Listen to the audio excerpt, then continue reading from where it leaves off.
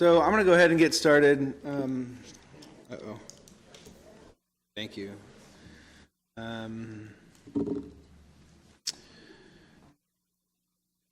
So we have two presentations today. Oh, this microphone seems really loud this afternoon. We have two presentations today, one for the our usual, and then one from AQMD, Sacramento Air Quality Management District.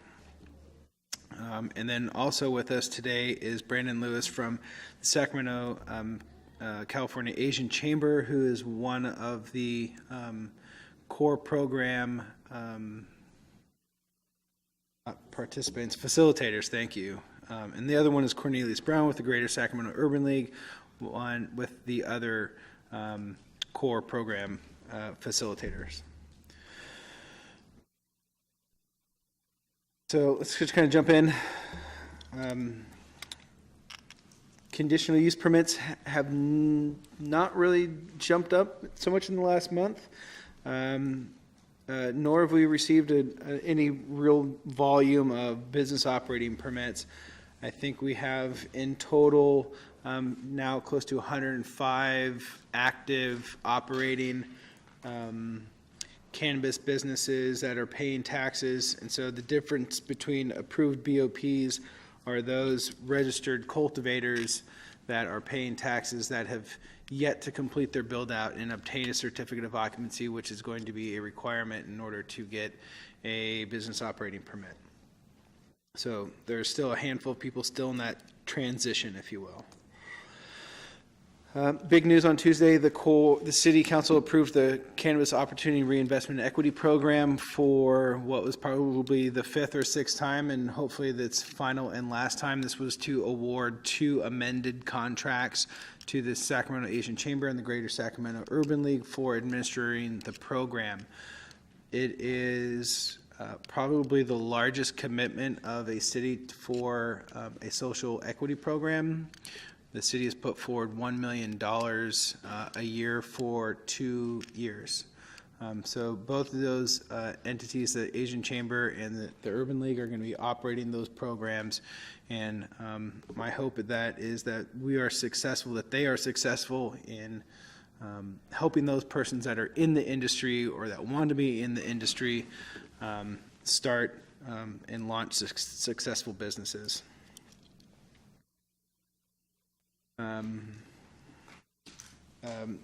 Both Brandon and Cornelius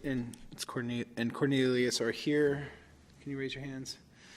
So after the meeting, if you want to make contact with them, please do so. If you know of anybody, take down this contact information. If you know of anybody that should be in this program or wants to be in this program, please share it. I think we've received about 180 applicants or interest forms thus far. But if you know persons that are in this industry, that are operating in the illicit market, that have continued to operate in this market, that are going to continue to the illicit market, this may be an avenue to help them transition. So.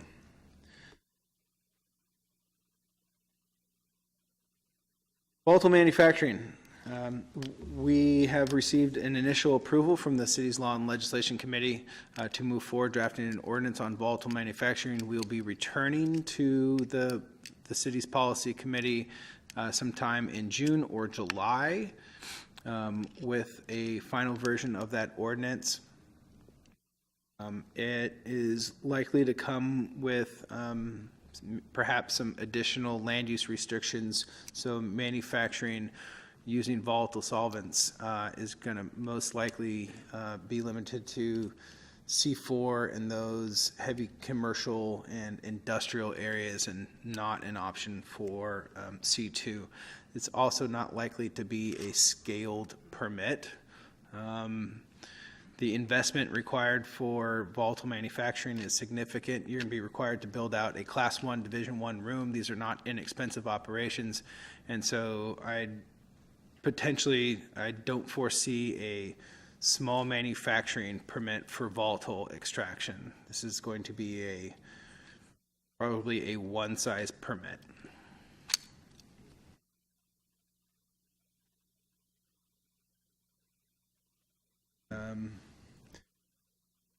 We are moving through doing some cleanup to our Title V. While a lot of it is going to be technical and non-substantive, we're going to try and post a redline version of it on our website. I think it is worth a read through, but a lot of it has to deal with outdated language that deals with collective cooperatives, not-for-profits, maintaining medical records, and other things. Again, we'll try and get a redline version posted on our website.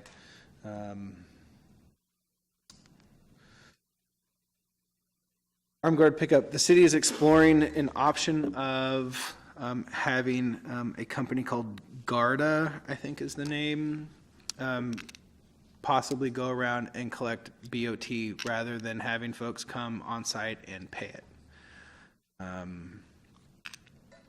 There is a cost to it. We are evaluating that cost and whether it's a cost that we, the city, can absorb or if that's something that would have to be shared.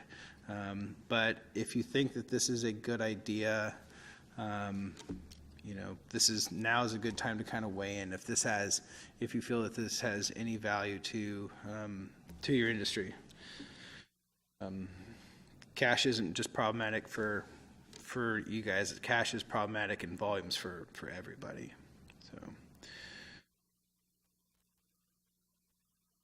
So we have just launched with the support of the UC Davis Graduate School of Management, there's a cohort of MBA students that are going to be studying the economic impacts of cannabis in the Sacramento area. If you receive a letter or an email from them, please respond to it if you have the time.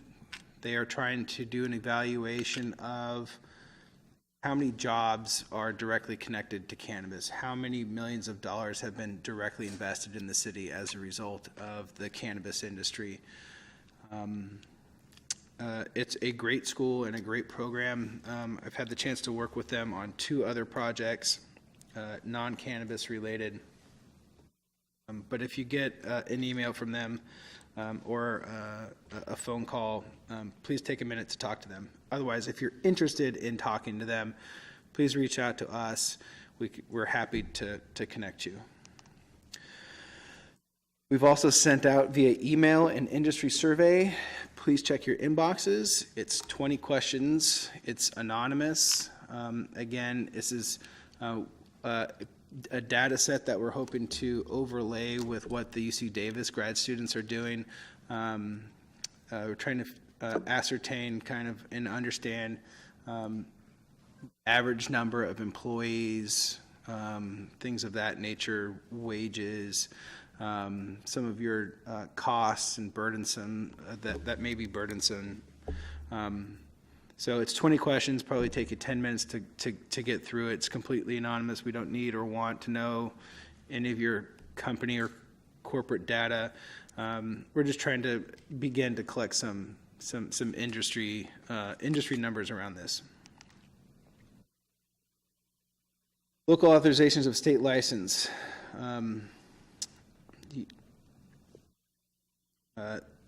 This has become a bigger item than I think it's become an item, and it possibly has negative implications for folks that are not moving through the process of getting their building permits. If you are a registered cultivator, if you're a registered manufacturer, not only do you need to apply for your building permit, you need to obtain your building permit.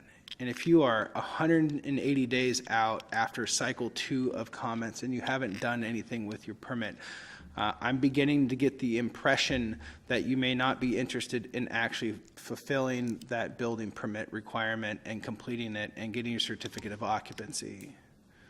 So this is, again, fair warning before local authorization starts being revoked for people that cannot and are not moving through this process. We've been, I think, very generous and accommodating.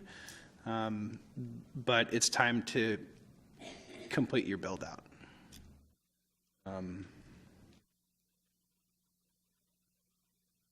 Walkthroughs. If you think you're ready for a final walkthrough, ask yourself if all of your security infrastructure has been installed, if you have your UL certificate.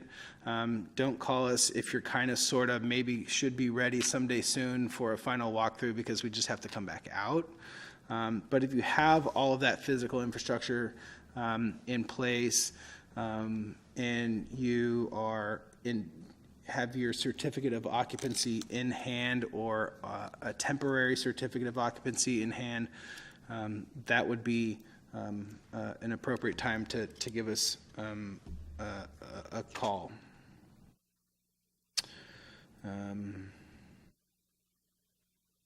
How to schedule 955. Yeah, we're probably need 2 to 3 weeks lead time right now.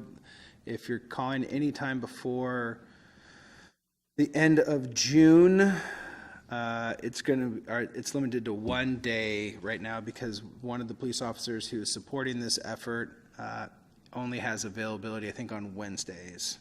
So we need some lead time to schedule these. Otherwise, his availability should increase after July 1.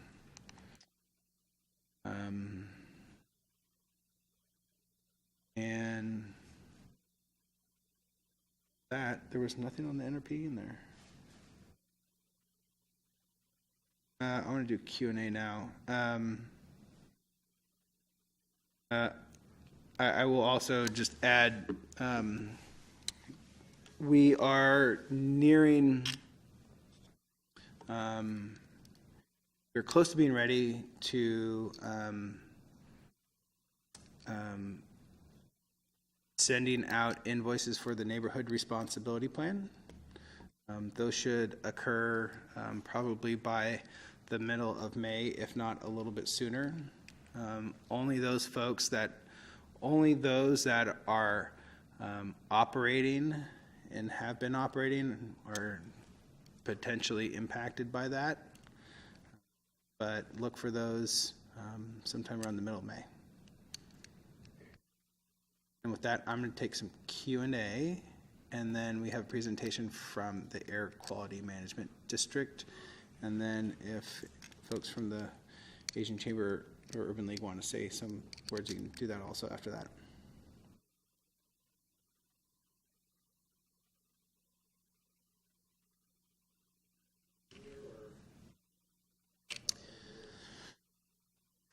So yes, and this is, if you remember, the neighborhood responsibility plan is signed by the property owner, and so this is where it gets a little weird. And so that is who the invoice is going to go to. So we,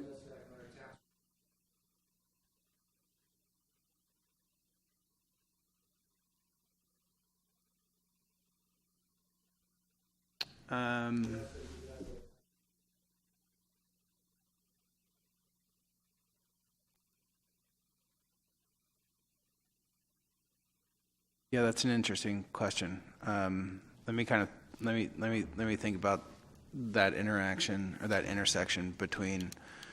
Yeah, I mean, so you're asking, like, how does that, or would that affect your 2018 taxes? Yeah, it's a good question.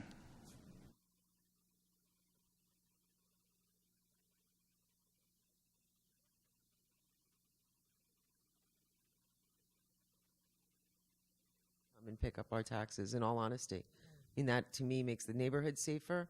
It's safer for us as businesses. It's safer for the residents. It's safer here at City Hall. That would probably be a perfect thing to use it for. Yeah. Just an idea. Yeah. I think from our, I wouldn't necessarily disagree with that. I think from our perspective that I think there's a belief in a baseline value, at least, of having a armed guard company go around and collect BOT taxes before it becomes any sort of policy. I simply wanted to raise it. How the neighborhood responsibility money can or would be spent, the city council still needs to develop a process for how and a rubric, if you will, of on what could that money be spent. So what it could be used for, I can't begin to speculate at that time, but that very well may be something that should be considered and could possibly be paid for. On the armed guard pickup, we are also too evaluating those costs and kind of the who and how it should be paid for too.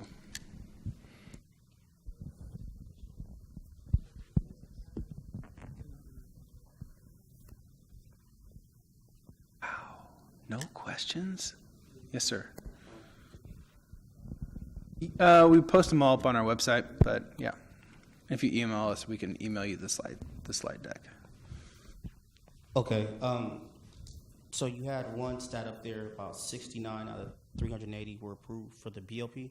Mm-hmm. What was the ratio for the CUP? And if so, do you all keep track of data of why they were denied versus approved? That would be a question for Joy in the planning department. I don't have that data on hand. But yeah, everything has a record of decision, and so in that is laid out like the conditions of the approval or reason of denial. Anybody else have questions? I think in terms of denials, I think there's only been, 2 or 3? And I think there are a couple that are in appeals, but I don't think there have been very many denials in any part of the city. I'd say that's very accurate. There's also been some withdrawals as well, some potential reading of the tea leaves, if you will, with the CUP. Yeah.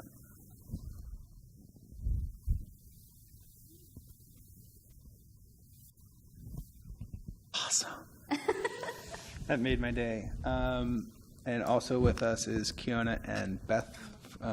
Kiona with Code and Beth from Fire. So if you have any questions after this, those are the 2 women in charge to talk to. With that, AQMD, and I don't have your piece. Is it in here?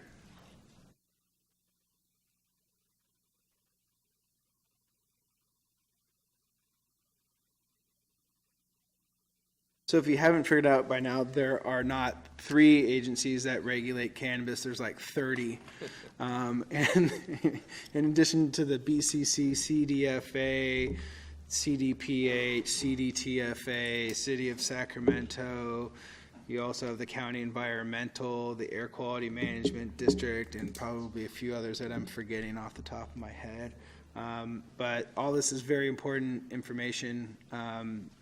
Because if you may be in a situation where you are required to get a permit from these folks and you may or may not even know it yet. Fair enough? Yes. Take it away. And how do we advance the slides Just here? that button right Okay. there. Good afternoon. My name is Brian Krebs, and I'm Victoria Pena. we're with the Sacramento Metropolitan Air Quality Management District. I'm a program supervisor in the permitting section, and we'll be going through some slides here to show you some of the permitting requirements And some of the inspection process, because I'm an inspector. Okay, first of all, I want to start out by telling you a little bit about who we are, because some of you probably are unfamiliar with us. We are, again, the Sacramento Air District. You can see the state of California. It's made up of 35 different air districts that have jurisdiction over permitting and enforcement of sources of emissions. Essentially, the district is required to enforce both federal, state, and our own local regulations that pertain to air quality. And as far as our actual jurisdiction, though we're called an air quality management district, which in some cases encompasses multi-county areas, in the case of Sacramento, our jurisdiction is just Sacramento County. And since the cannabis operations are in the city of Sacramento, it's obviously within our jurisdiction. Again, a quick overview of what we're going to be discussing. We're going to go over some of the applicable rules that pertain to what we believe pertain to your industry, the types of emissions, who needs a permit, district permitting process, and then we'll get into the inspections. As far as district rules, and the rules, and we'll have a link at the end, but you can get it from our website at www.airquality.org, and there's a link, a button that says rules, and you go to Rule 201. That's the general permitting rule that tells what sources need a permit or are exempt from permitting requirements. The interesting thing about that is it pretty much says that any source of air pollution is required to have a permit unless there's a specific exemption. And the few exemptions that we believe probably pertain to your industry type is facilities that emit, be exempt if you were less than 2 pounds per day, or in this case, you'd be required to get a permit if you emit more than 2 pounds per day. And we're thinking, though we haven't seen a whole lot of this yet, but engines that power generation, standby generators and or prime power, if you're above 50 horsepower, you would be required to get a permit. Let me also preface this by, it's a very unique industry type, and there is cultivation and there's manufacturing. The cultivation falls under, we've determined that that is an agricultural crop, if you will, and therefore it falls out of or is exempt from our permitting requirements unless you get to extremely large sizes, which I don't believe any of you would reach that here in Sacramento. So if you're cultivation only, most of what I'm going to tell you today probably doesn't pertain to you. If you're in the manufacturing business, though, that is not considered solely an agricultural operation, and that would be subject to the permitting requirements that we'll be going through here. But if you're doing both at the same facility, you would fall under our jurisdiction. Yes. Next rule I want to discuss a little bit about is Rule 402, and that's public nuisance. And this would essentially, for the most part, be odors. If you're creating odors, and I realize that the city is requiring some sort of odor control equipment in place, and at least I think so far we haven't really, I think we've received much in the way of any complaints regarding that, so that's a good thing. But in the event that we receive odor complaints from manufacturing operations, you would be subject to enforcement and or potential permitting. And then, again, we haven't seen this yet. I mean, this is new to us. We're here to outreach to the community, to tell you a little bit about ourselves and the requirements. Some other districts throughout California are a little farther ahead, and they've already initiated the permitting process. This is the beginning. But Rule 411, it's nitrogen oxides from boilers and process heaters. Again, not knowing if that type of thing is a requirement of your industry type for the manufacturing, but if it is, and if the units are greater or equal to 1 million BTUs per hour, that in and of itself would require a separate permit.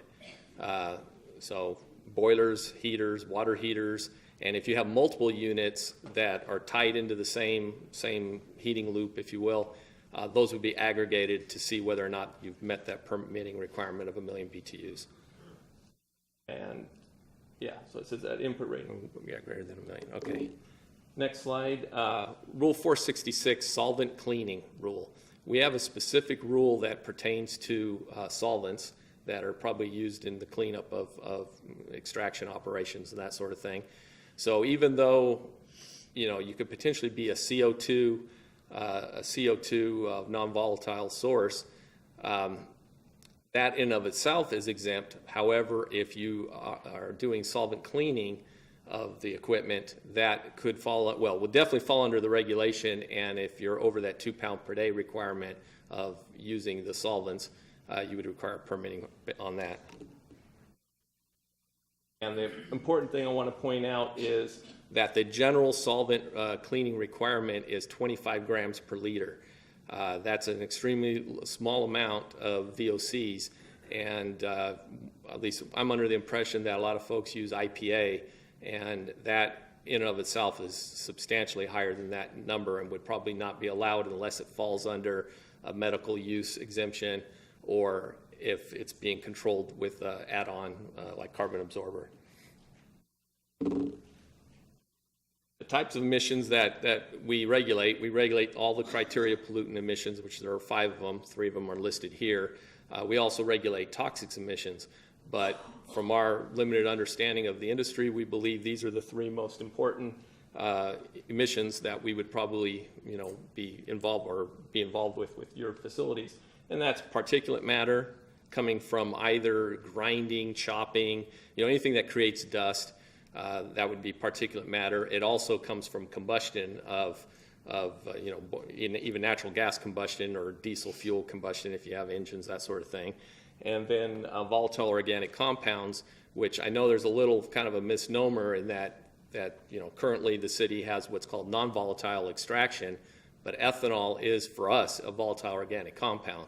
So carbon dioxide would be in and of itself not required to have any kind of permit, but ethanol extraction would. And then if we're now expanding to volatile sources, those too would also be required to get permits if above certain levels. I want to talk a little bit about power generation.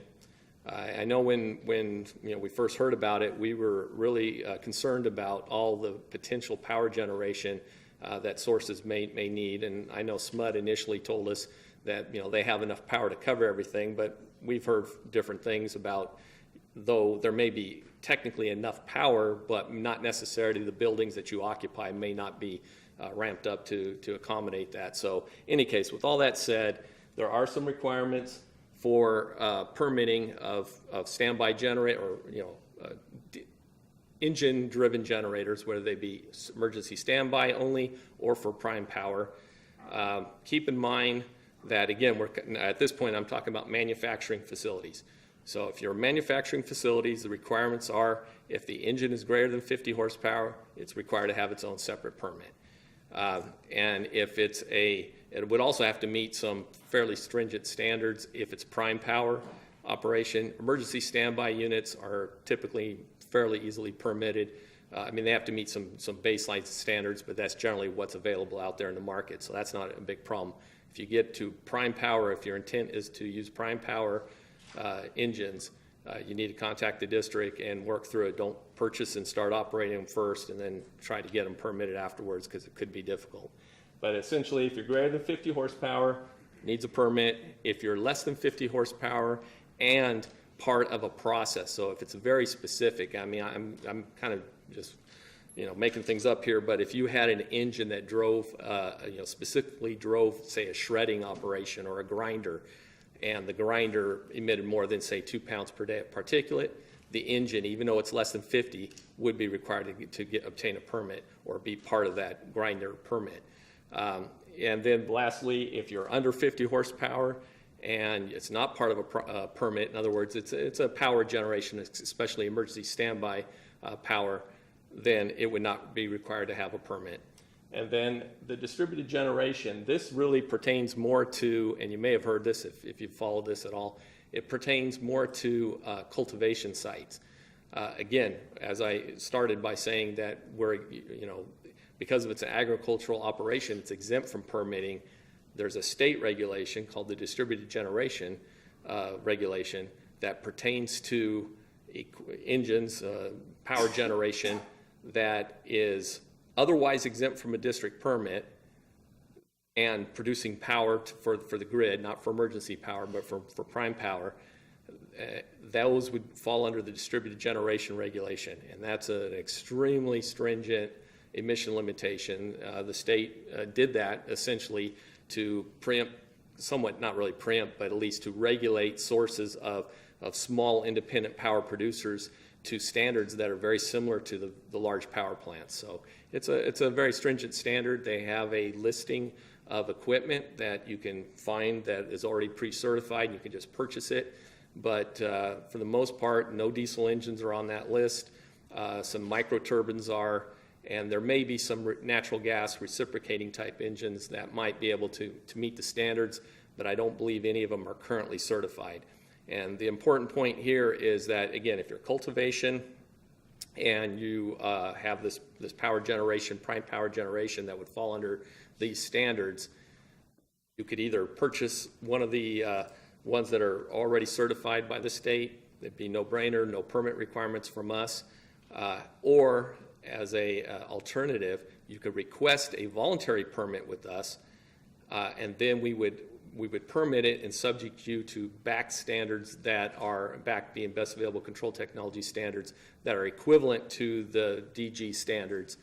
And you may be asking, why would I do that? Well, the reason is, if you have a specific engine that you want to operate that can meet the distributed generation standards but is not currently certified, you can come to the district, get a voluntary permit. It'll still meet the same standards, and you can go that route as opposed to trying to get the manufacturer to get it certified by the state. So that's just an option that's out there. And let's see, next. I think I'll pass it over here because I think we're getting into, I guess this is still me.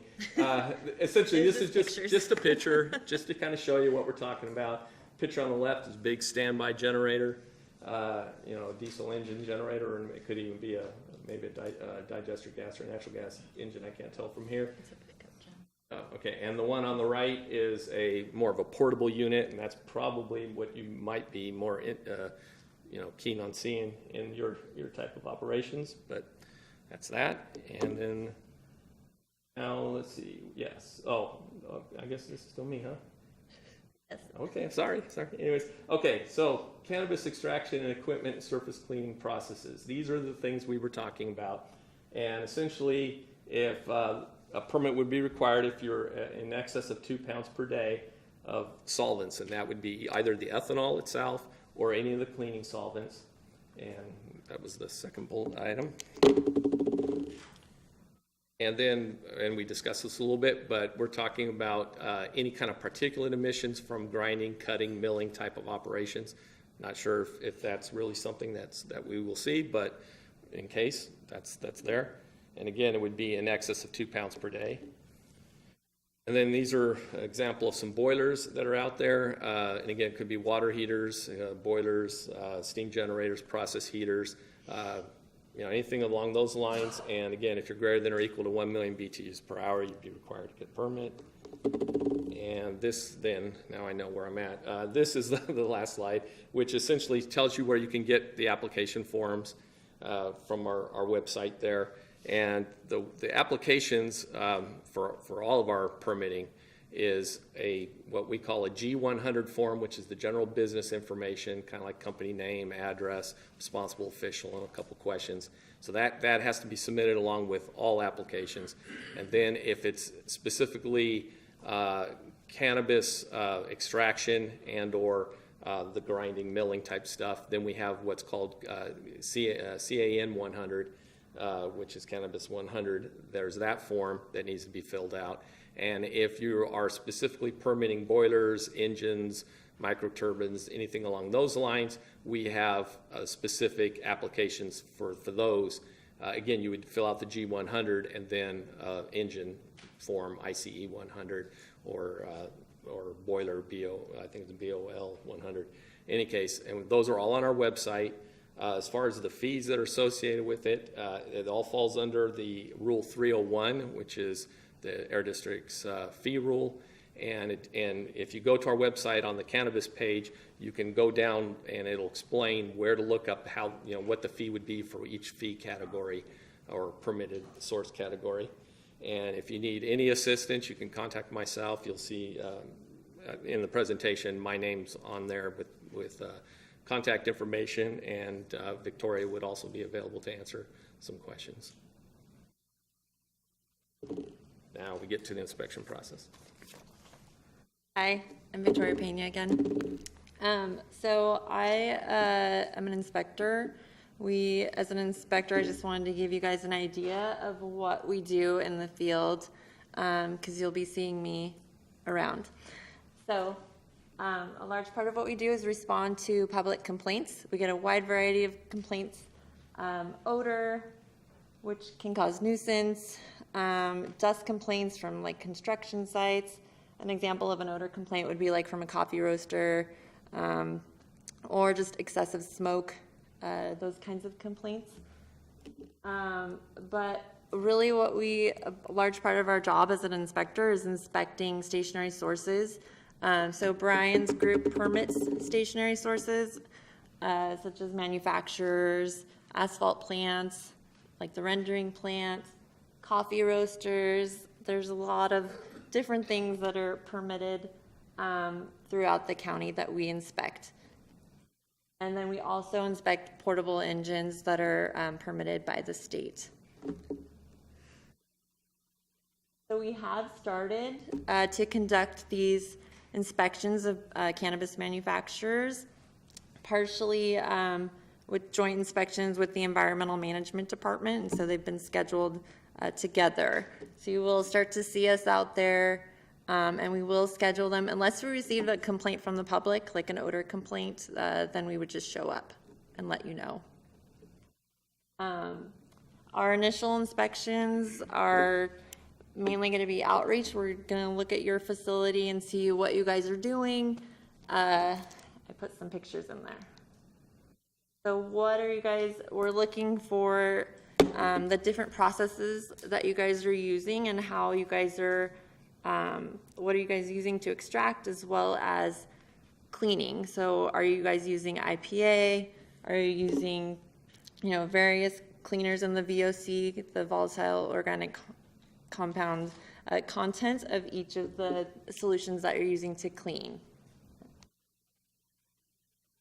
And then we look at, those are examples of chemical storage, and how you guys, if you guys are cleaning, what, like with a surface rag, how are you guys storing that?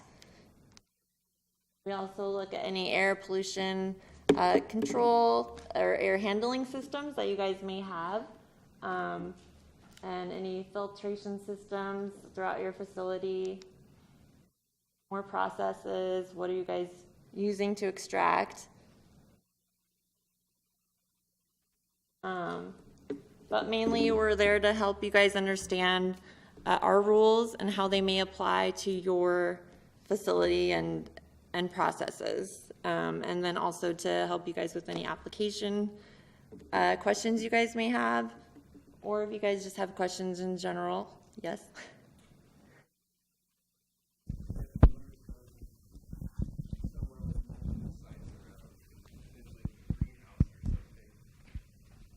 How That's would a you good question. determine if the neighbors are calling in?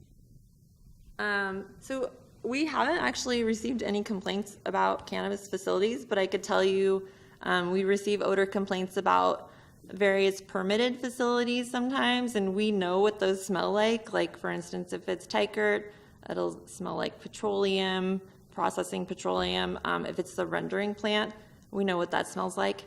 We're kind of familiar with odors because we are used to smelling so many different odors out there and the different processes that cause those odors, like coffee roasting. Okay, but if there's multiple cannabis businesses Yeah. within a close proximity, and We would probably go to all of them to try and figure out, what we usually start with surveillance, like what is it we're smelling, and then kind of pinpoint, okay, well, are we smelling the same smell here as we are out there? And really, we'd probably. it hasn't come up yet. So No, it hasn't come up. So we would look at like your air handling system. Are you guys filtering your facility? So if there's a odor and there's two adjacent facilities, presumably you would look at how each facility is. What you guys are doing? Or where the odor was coming from. Yeah. We would probably let both of you know, though, that we received a complaint.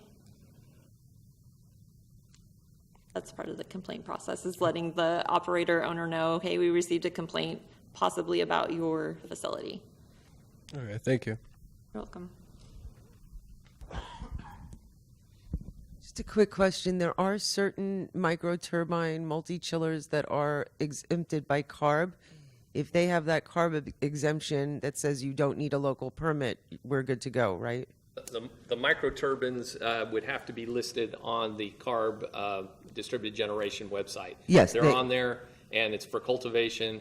It would not require a permit. If it's for manufacturing, because it's not exempt, if it's over, well, it'd have to be over 3 million BTUs in the case of a turbine. So if you're underneath that limit, you would be exempt, and that would be Great, it. thank you.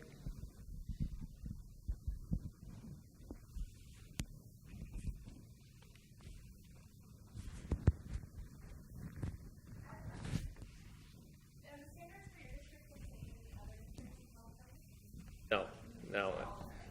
Unfortunately, there's a lot of variation both in what is required to get a permit, in other words, the thresholds, as well as the regulations themselves. There's differences. Okay, and would we go to the airquality.org website to find out the different regulations for the different districts?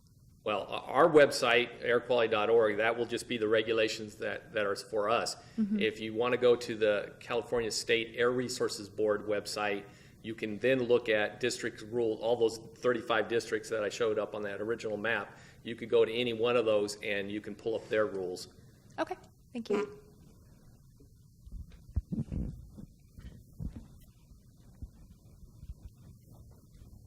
Any other questions? We did leave some advisories out front. Feel free to grab one. And Oh, she said they're gone. oh, they are. And we did We mail. have them on our website as well. They're on our website. We recently mailed out, I think, approximately 400 to sites that we received addresses from the city planning. So perhaps you would get them that way. But if not, you can go to our website at www.airquality.org, and you can look under cannabis. And there's quite a bit of information on the permitting requirements on that. We will.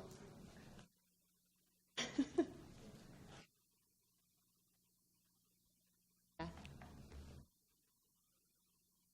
Anything else? You guys. Thank you.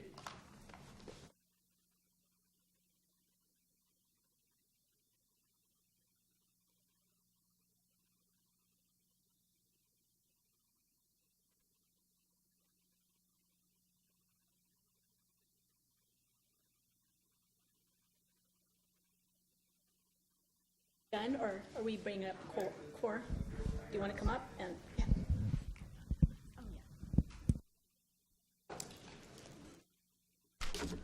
I'm Brandon Lewis with the Sacramento Asian Chamber of Commerce. So, we're really excited to, start this program, and we've had quite a bit of interest already.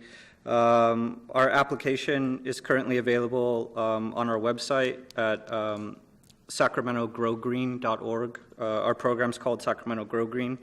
And, our training curriculum is currently being built out, and we're working with a lot of industry partners and subject matter experts.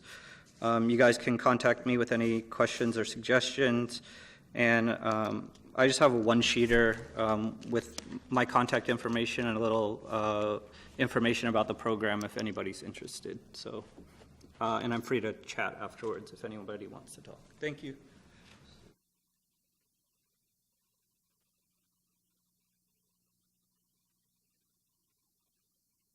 Where everybody go? Jeez.